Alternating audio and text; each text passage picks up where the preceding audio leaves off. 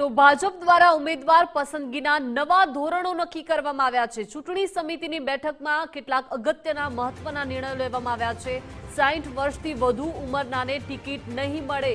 3 ટર્મથી લડતા ઉમેદવારોને હવે પડતા મૂકવામાં આવશે। પરિવારમાં માત્ર એક જ વ્યક્તિને ટિકિટ આપવામાં આવશે। મુખ્યમંત્રી નિવાસસ્થાને મળેલી બેઠકમાં આ મહત્વપૂર્ણ નિર્ણયો લેવામાં આવ્યા છે। જૂના ધારા ધોરણો મુજબ જ નવા ઉમેદવારોની પસંદગી થશે। નવા નિયમો આવતા અનેક દિગ્ગજોના પત્તા કપાઈ શકે છે। ચૂંટણી સમિતિના આ નિર્ણયથી રાજકારણમાં ભારે ગરમાવો આવી ગયો છે। વધુ વિગત સાથે સંવાદદાતા નિકુંજ જોડાઈ ગયા છે। નિકુંજ, ભાજપ દ્વારા હવે ઉમેદવાર પસંદગી માટે નવા ધોરણો નક્કી કરવામાં આવ્યા છે। નવા ધોરણો મુજબ જ હવે ઉમેદવારની પસંદગી કરાશે।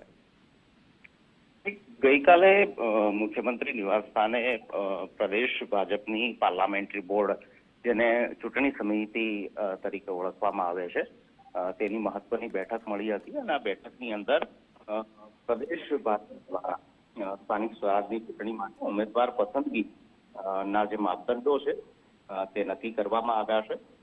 સૂત્રો પાસેથી જાણકારી મળી રહી છે કે સ્થાનિક સ્વરાજની ચૂંટણીની અંદર ભાજપ એ માપદંડોના આધારે ઉમેદવારોને ટિકિટ ફાળવશે। 60 વર્ષથી વધુના ઉંમરના વ્યક્તિઓને ટિકિટ જે છે તે નહીં આપવામાં આવે। 3 ટર્મથી સતત ચૂંટાતા એ ઉમેદવારો છે જેમને પડતા મૂકવામાં આવશે।